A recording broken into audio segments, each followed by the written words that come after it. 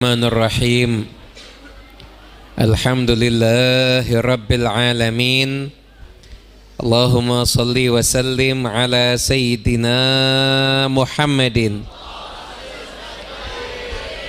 Miftahi babi rahmatillah adada ma fi ilmillah salatan wa salaman daimaini bidawami mulkillah wa ala alihi wa sahbihi wa man walah wa man tabi'a sunnatahu wa qa'tada bihudah ila yaumi liqa'illah, amma ba'du. Assalamu alaikum warahmatullahi wabarakatuh.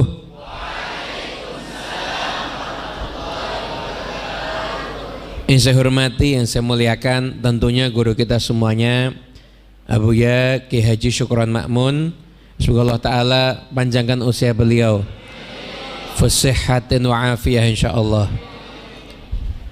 Yang kita hormati dan kita muliakan pula Gus Faiz bin Ki Syukron Ma'mun yang telah menemani di majlis yang penuh dengan berkah ini, serta hadir juga Habib Isa, kemudian Bang Firman dan segenap keluarga besar Pondok Pesantren Darul Rahman, para santri, asatidz, santriwati semuanya.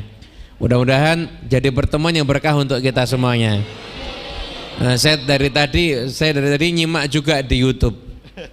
Ya di YouTube, jadi udah semalam nggak tidur, pulang rumah jam 1 terus di benua lainnya. Iya sih.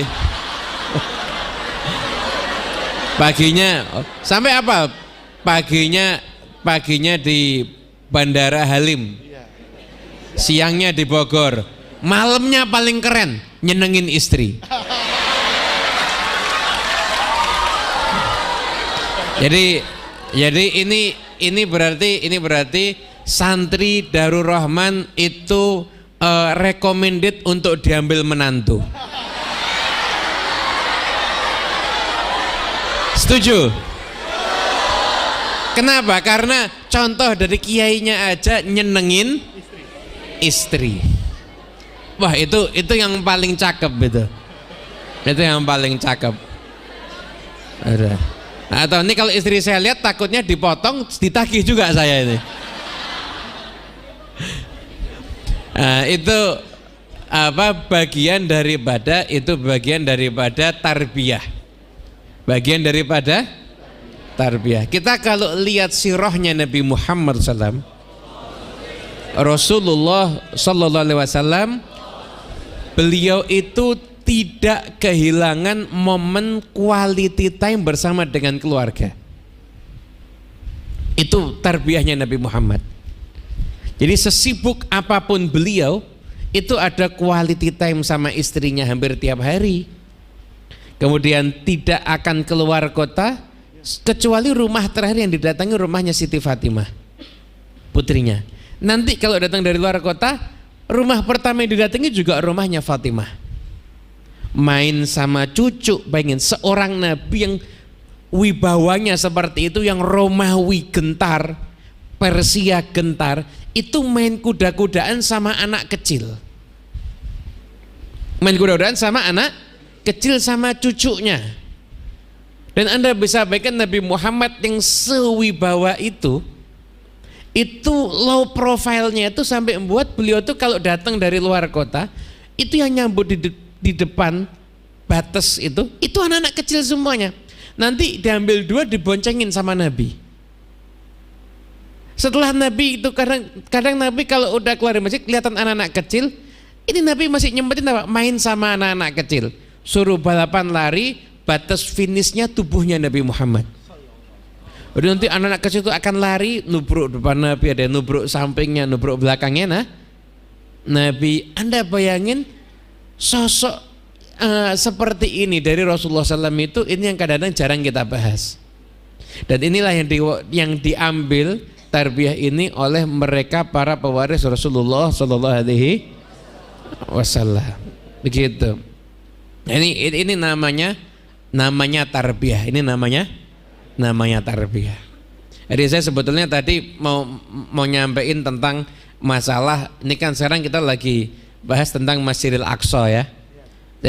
Saya cuplik dikit aja karena udah ada niat, jadi saya sampaikan dikit aja, nanti yang lain-lainnya kita nyantai-nyantai tentang sehari-hari aja.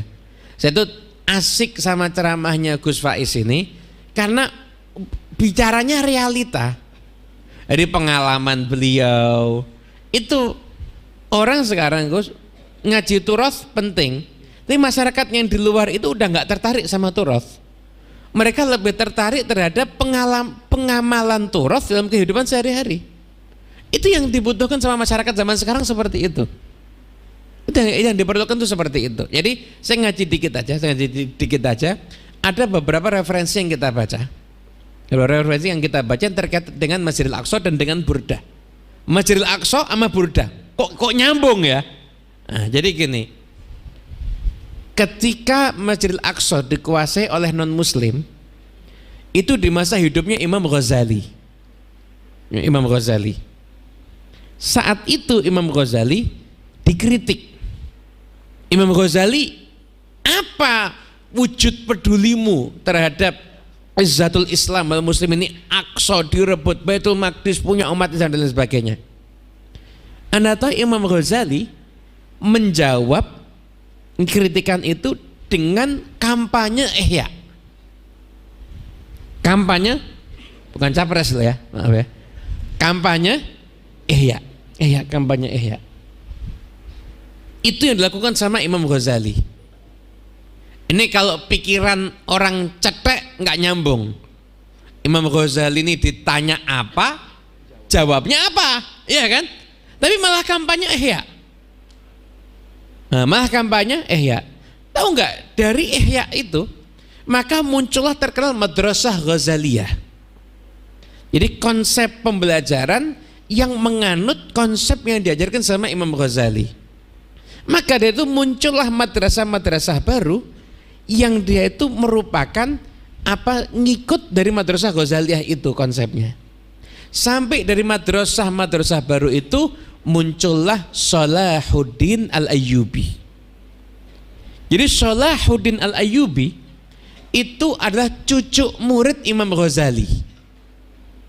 Jadi gurunya dia adalah orang yang belajar daripada Imam Ghazali. Dari generasi Salahuddin, karena itu saat itu keistimewaan bukan cuma hanya pribadi Salahuddin, tapi generasi itu generasi yang istimewa.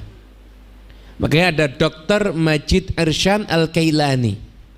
Dia tulis kitab Hakadha Dhahara Jil Salahuddin wa Hakadha Adatul Quds.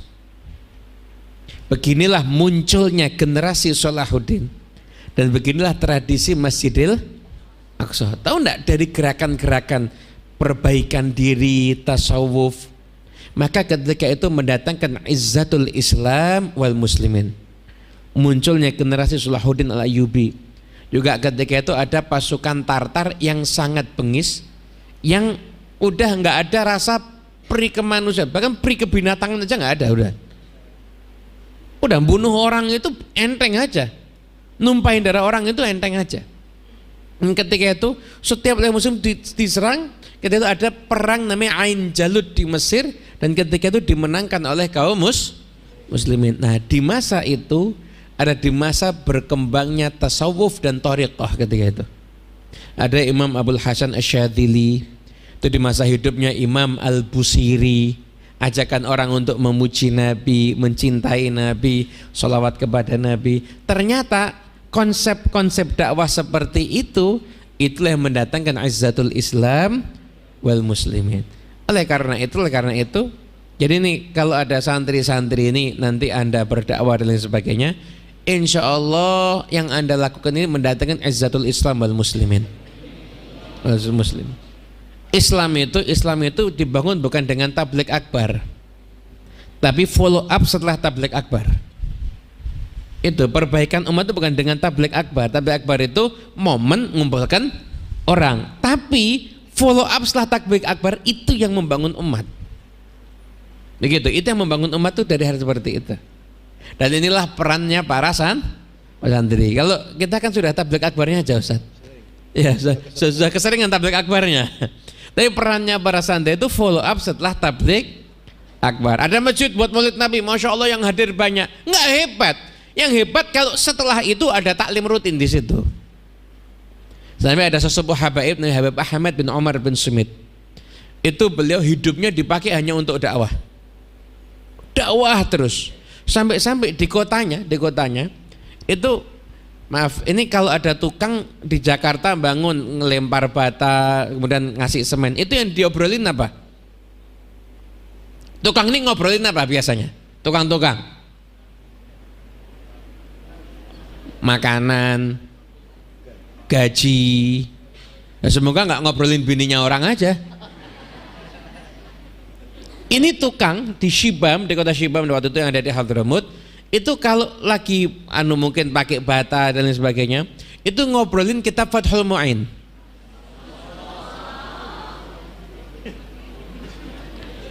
Udah hatam aja setahun, matanya nggak lihat yang haram, nggak lihat perempuan joget di TikTok dan sebagainya, umpama nggak cuci mata di mall, setahun aja Anda insya Allah apalannya lancar, insya Allah apalannya lancar. Jadi Anda jangan kaget orang dulu kok apalannya kuat, memang matanya nggak pernah maksiat, jadi apalannya itu kuat, matanya nggak pernah maksiat, hidupnya taat, ya apalan kuat, kasih kelebihan sama Allah Ta'ala. Itu Habib Ali awal beliau itu belajar paling favorit kitab Minhajut Thalibin, bahkan beliau hafal 12 syarah minhaj.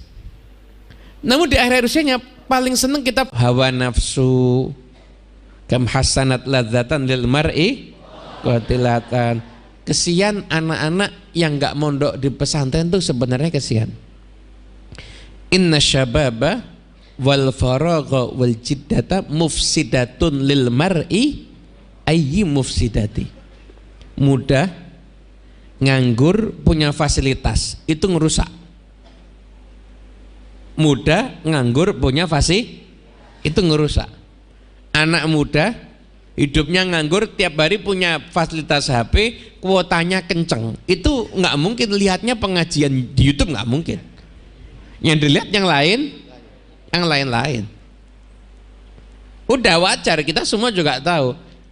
Anda itu ada di pondok pesantren, setidaknya tersibukkan dengan hal yang positif sehingga jauh daripada hal yang negatif, begitu. Nah,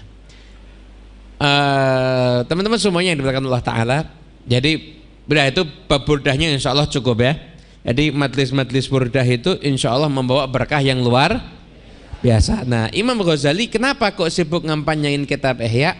Karena Imam Ghazali menganggap kaum muslimin saat itu sedang berpenyakit, dan obat daripada penyakitnya dijelasin sama Imam Ghazali. Penyakitnya dijelasin, obatnya dikasih. Apa penyakitnya kata Imam Ghazali? Fasadatir ra'iyah bifasadil muluk. Rusaknya masyarakat karena rusaknya pemimpinnya. Wa fasadul muluk bifasadil ulama. Rusaknya ujian itu ketika jadi ulama yang dikenal bisa enggak istiqomah. Gede itu ujiannya. Makanya kalau Anda suatu saat nanti Anda berdakwah, Anda diviralkan oleh Allah Ta'ala, jalani amanat itu dengan istiqomah. Tapi kalau Anda memang belum diviralkan, jangan sibuk kepengen viral.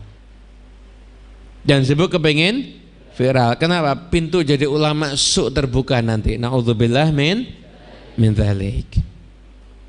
Justru itu ujian. Ada satu kota di Jawa Tengah, teman kita pernah diundang pengajian di sana. Satu kota di Jawa Tengah. Pengajian di sana tuh unik, acara hall.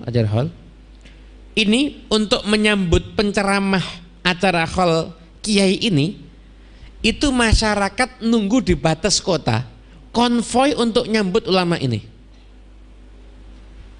Sampai masuk ke kampung, setiap rumah itu buka pintu untuk jamu makan, siapapun tamu hall mau makan di rumah yang mana bebas. Teman saya bingung, hebat bener ini kiai. Lihat acara hallnya di masjid. Terus teman saya tanya, pondoknya Pak Kiai di mana? Dijawab, nggak ada pondoknya. Hah?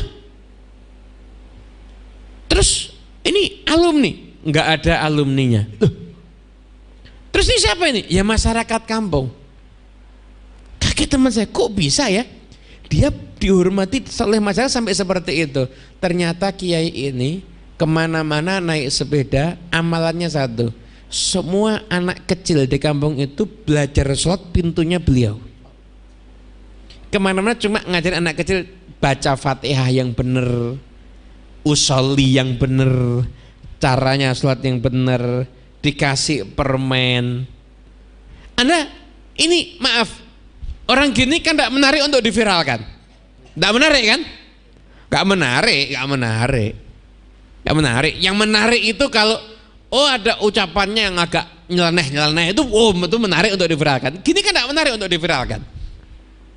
Tapi Anda tahu ternyata masyarakat di kampung itu punya kesan yang mendalam sama kiai tersebut sampai haulnya itu diagungkan sedemikian rupa. Mungkin banyak hal yang lain yang lebih banyak rame, tapi ini dampaknya luar. Nggak bangun masjid, hidupnya mungkin serba pas-pasan, tapi semua satu kampung bisa sholat, bisa baca Quran, jasanya beliau. Maka jadilah Anda nanti kalau udah berdakwah, bukan Anda pengen jadi orang yang viral, tapi jadi orang yang manfaat. Manfaat kepada sekitar, manfaat kepada orang lain. Begitu, itu yang paling penting. Teman-teman semua yang dimuliakan Allah Ta'ala, ini udah teman-teman kelas akhir ya, kelas akhir semua. Jadi kalau tentang rintangan mondok saya nggak perlu jelasin lah. Bahasa anak itu rintangan mondok pertama kali nggak betah, nggak bisa adaptasi.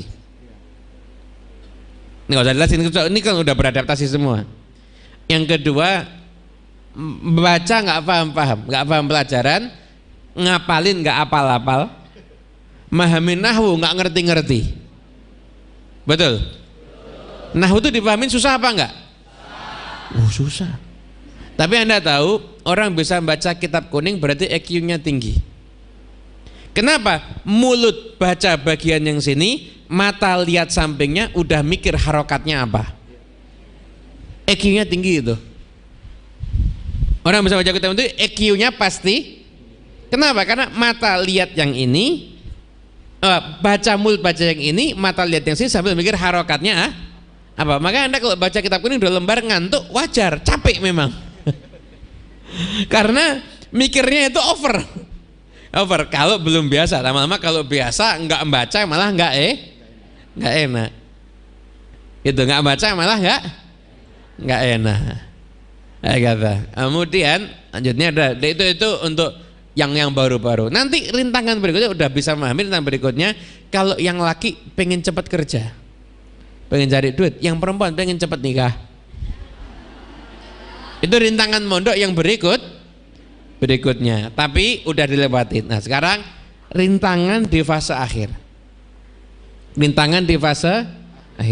Penyakitnya santri zaman now itu nganggep dirinya lebih pintar dari kiainya, sehingga ngukur kurikulum pondok, ini nggak cocok buat saya, akhirnya pindah-pindah pondok. Orang kalau udah pindah-pindah pondok nggak akan jadi. Loh, apa pindah belajar itu salah? Nggak salah, asalkan mateng lulus pindah, mateng lulus pindah, mateng lulus pindah, cakep. Nanggung pindah, nanggung pindah. Sehebat apapun chef itu kalau disuruh masak hanya sampai setengah atau ngelanjutin masakan yang udah setengah jadi, nggak mungkin enak. Anda ini ibarat lagi dimasak, disiapin. Ini kalau belum mateng jangan pindah dulu, jangan keburu pindah, jangan kau pengen belajar ini, selesaiin dulu, mateng nanti baru pindah. Pondok itu bukan hanya sekedar menghatamkan kitab, tapi pondok itu bagaimana mentransfer kepribadian. Ada ilmu fis sutur, ada ilmu fis sudur. Ada ilmu bidirasah, ada ilmu bil wirathah. Itu yang kadang-kadang nggak nggak kita pahami. Begitu. Sambil minum nggak apa ya? Nikah nyantai, jangan serius-serius, nyantai aja kita. Saya juga mau ikut Gus Faiz, ini kita bercanda aja. Sambil ada mau idhohnya dikit-dikit ya. Bercanda sambil ada mau idhohnya dikit-dikit gitu. Ada satu ungkapan yang kita sukai. Jadi al-ilmu kathir wal barakah qalil walladhi yajma'u bainahuma aqal. Al-ilmu kathir, ilmu itu sumbernya bisa diperoleh dari banyak, tapi yang barokah itu dikit. Walladhi yajma'u bainahuma, bisa gabungin ilmu dapat, barokah dapat, aqal lebih sedikit.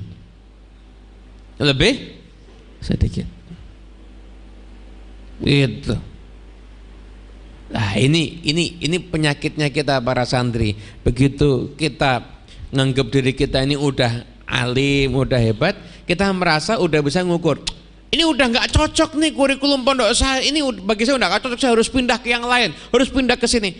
Mau antum pindah kalau perlu ada pondok di Ares, udah. Top. Nggak bisa, tetap antum harus melalui proses guru di sini mateng baru pindah begitu. Pernah ngisi, saya kebetulan bukan lulusan Hadramut, Gus. Saya ini produk lokal, bukan lulusan Hadramut, produk lokal. Tapi nerjemahin tamu Hadramut ya insya Allah bisa. Baca kitab kuning juga insya Allah bisa. Saya nyantri di Habib Taufik bin Abdul Qadir Assegaf. Saya nyantri di Habib Taufik bin Abdul Qadir Assegaf, Pasuruan. Dan saya cerita boleh? Boleh. Saya ini masuk pondoknya telat, dapat hidayahnya telat. Betul ya? Dapat hidayahnya ini telat. Dulu saya kuliah, jadi saya itu masuk pondok setelah lulus kuliah. Saya masih ingat wisuda bulan Ramadan, Syawal saya masuk pondok. Saya kuliah sampai lulus, jurusannya jurusan akuntansi. Ngitung duit tapi nggak ada duitnya.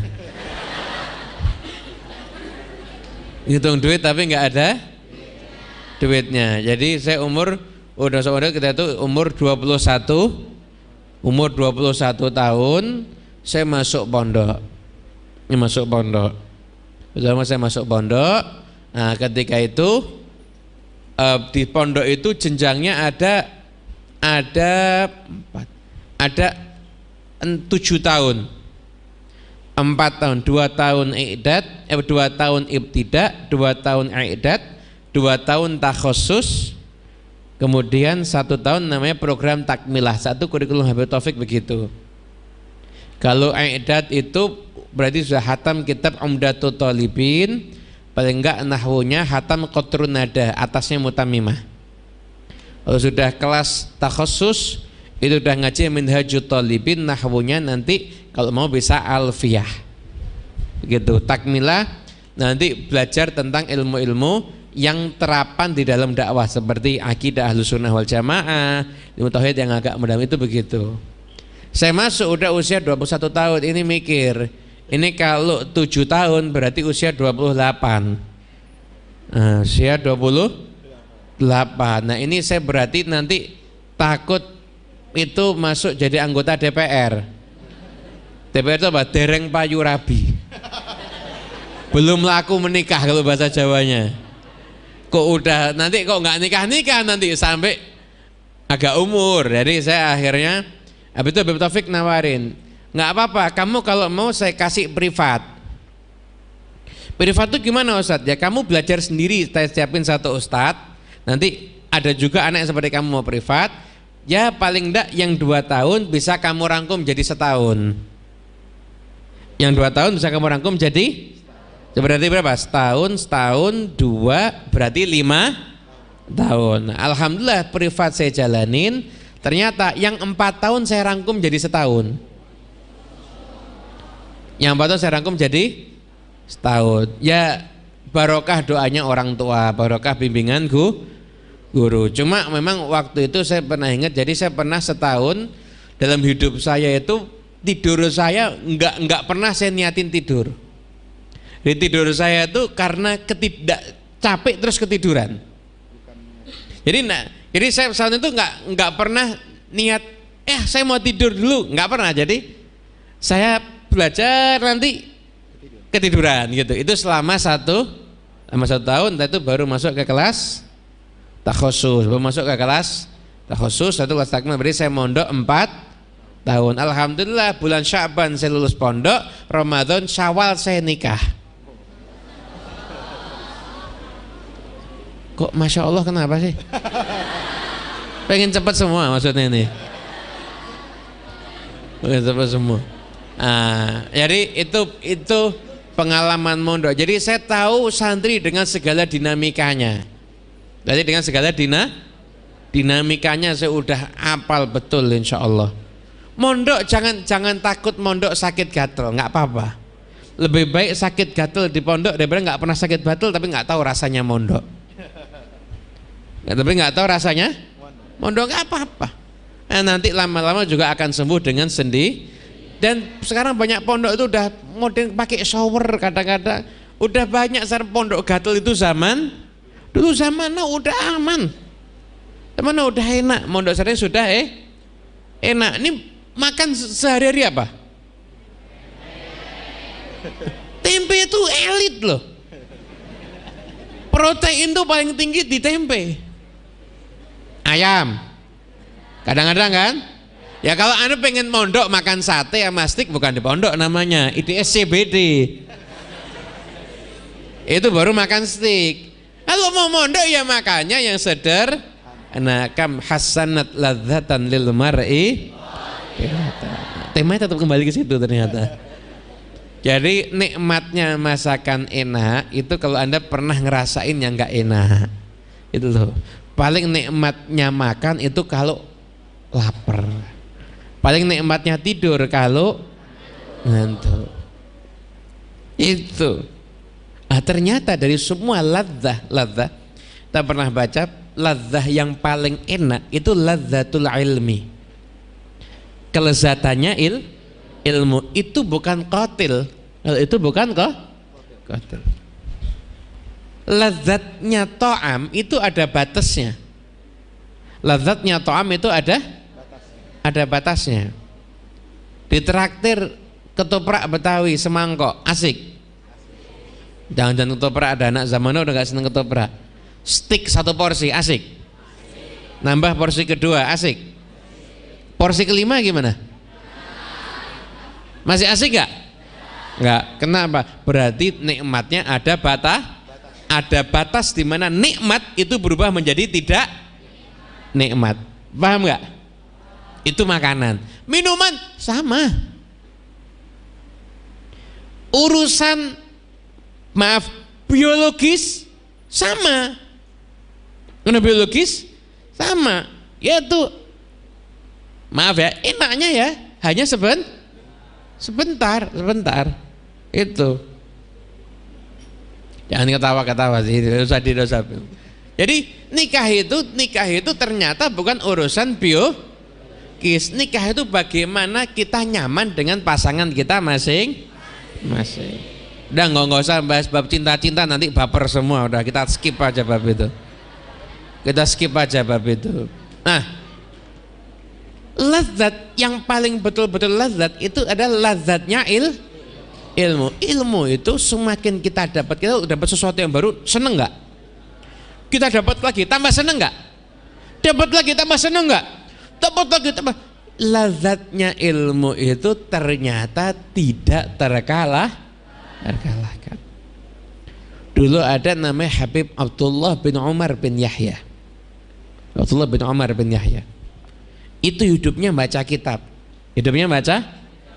Cintanya sama ilmu itu luar biasa. Akhirnya beliau nikah. Ketika beliau nikah, teman-temannya kemudian ngobrol.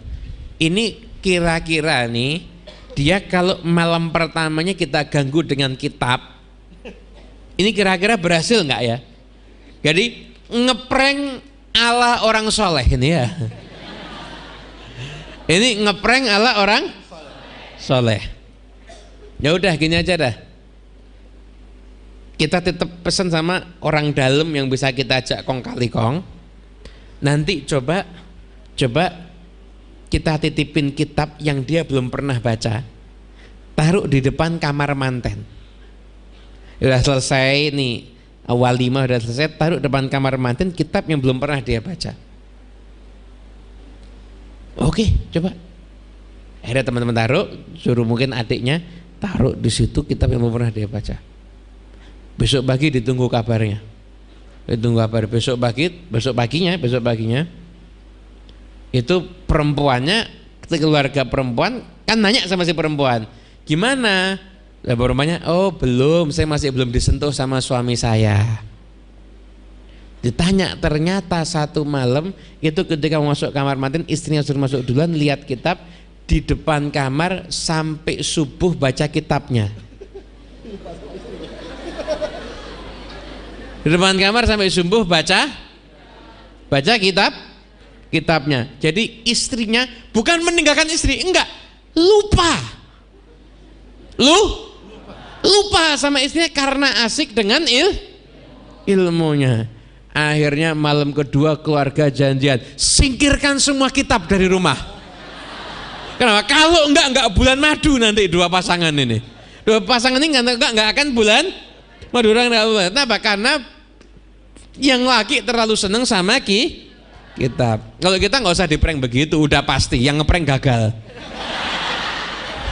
Udah gagal. Pakai prank-prank itu dapat yang gagal. Kitab nanti aja, kita baca besar nanti, malam pertama sayang ini. Itu. Makanya itu karena tahu lazzatul ilmu. Kita pernah baca di satu riwayat gitu, ada satu ungkapan yang saya senang sampai bahasa Arabnya saya hafalkan. Ini catat ini buat quotes itu santri itu yang kayak gini. Man sabara ala nasabi talabil ilmi fil ibtida wajada fi awaqibihi ladzatan tafuqu sa'ira ladzatid dunya. Ini quote-nya santri. Langsung apa? Man sabara ala nasabi talabil ilmi fil ibtida wajada fi awaqibihi ladzatan tafuqu sa'ira ladzatid dunya. Barang siapa yang bersabar terhadap lelahnya mencari ilmu, di permulaan dia mencari ilmu, maka ketika dia sudah mencapai puncaknya, dia udah jadi orang yang asik dengan ilmu, dia akan mendapati lezat dengan ilmunya, yang lezat itu mengalahkan semua kenikmatan yang ada di dunia. Itu akan mengalahkan semua kenikmatan yang ada di dunia. Itu namanya lazzatul ilmi. Makanya caranya gimana? Sabara ala nasabi talabil ilmi fil ibtida. Kuncinya di situ. Itu kan ada syarat, ada jawab syarat, ya kan? Syaratnya harus sabar. Sekarang sabar dulu, mutolaah dulu, sabar dulu, ngaji dulu, begitu. Ngaji dulu, sabar dulu, belajar dulu. Kira-kira nih, kita kalau pas nongkrong ada temen yang asik lucu, itu kan menarik, itu godaan buat santri itu. Temen yang lucu lagi ngebanyol, ya kan? Wah, asik banget tuh. Sayang nih kalau dilewatkan, ya kan? Tapi kalau kita sabar, udah fokusnya sama ilmu itu akan memberikan kenikmatannya kepada, membuka kenikmatannya untuk kita semua. Makanya sampai dikatakan lisanul hal ilmi, ilmu itu kalau bisa ngomong dia akan ngomong a'tini kullak asa ayu'tiyaka ba'di, kasih kepadaku semuanya, ya mungkin saya akan kasih kepada kamu sebagian, ya mungkin saya akan kasih kepada kamu sebagian. Itu ya udah, itu mungkin motivasi ini udah belum makan malam semua nih kayaknya. Ya udah kasih Anda sudah cukup insyaallah. Yang penting kita ketemu, insyaallah dapat berkah. Enggak, saya punya prinsip, lebih baik ditunggu kapan ceramah lagi daripada ditunggu kapan selesai ceramahnya. Itu prinsipnya begitu. Jadi itu. Dulu pernah ada santri nanya sama kiainya, Ustadz, apa tugasnya malaikat Jibril sekarang ngapain ya? Kan udah nggak membagikan wahyu. Jawab kiainya, tugas lo benerin dulu, lo ngejain tugas aja enggak, ngurusin tugasnya malaikat Jibril. Tapi di antara riwayat fil athar dikatakan malaikat Jibril itu akan memberikan ilham pada orang soleh dan juga mendampingi sakaratul mautnya orang yang muda wa mahalal wudu. Ada itu asbabul futuh, di antaranya adalah muda wa mahalal wudu. Satu itu. Yang kedua yang lebih. Jadi pernah dengar Maulid Simtud-Duror? Maulid Simtud-Duror ini saya ijazahkan kepada antum semuanya. Kalau kepengin futuh, kata Habib Ali Al-Habsyi, menghafal Maulid mungkin repot, atau nulis Maulid, nulis Simtud-Duror dari awal sampai akhir. Gak harus sekali duduk jadi, tapi kecil aja, satu hari selembar begitu. Nulis Simtud-Duror itu insya Allah menjadi min asbabil futuh. Makanya Habib Ali itu punya murid namanya Habib Ahmad bin Abdurrahman As-Segaf, itu hafal Sahih Bukhari. Itu muridnya Habib Ali, alim semua, min kibaril ulama. Itu asbabul futuh, itu adalah membaca nulis kitab Maulid Simtud-Duror. Itu yang kedua. Yang ketiga itu baca doa untuk menguatkan hafalan. Saya nggak bisa ngapal, bebel dan sebagainya. Baca doa ini. Allahumma ja'al nafsi mutmainnah tu'minu biliqa'ik wa taqna'u bi'ata'ik wa tardha biqadha'ik. Apal? Nggak usah ditulis, tiruin aja. Yang ngapal rezeki, nggak hafal nasib. Sudah nggak hafal, tanya sama yang hafal. Allahumma ja'al nafsi mutmainnah tu'minu biliqa'ik wa taqna'u bi'ata'ik wa tardha biqadha'ik. Sekali lagi ya. Udah setengah apa kan? Allahumma ja'al nafsi mutmainnah tu'minu biliqa'ik wa taqna'u bi'ata'ik wa tardha biqadha'ik. Itu hafal? Yang belum hafal tanya sama yang sudah. Udah 3 kali. Bonus. Yaudah, yang awal kan nggak bareng-bareng, nggak usah dihitung. Ini yang ketiga, nggak baca gitu.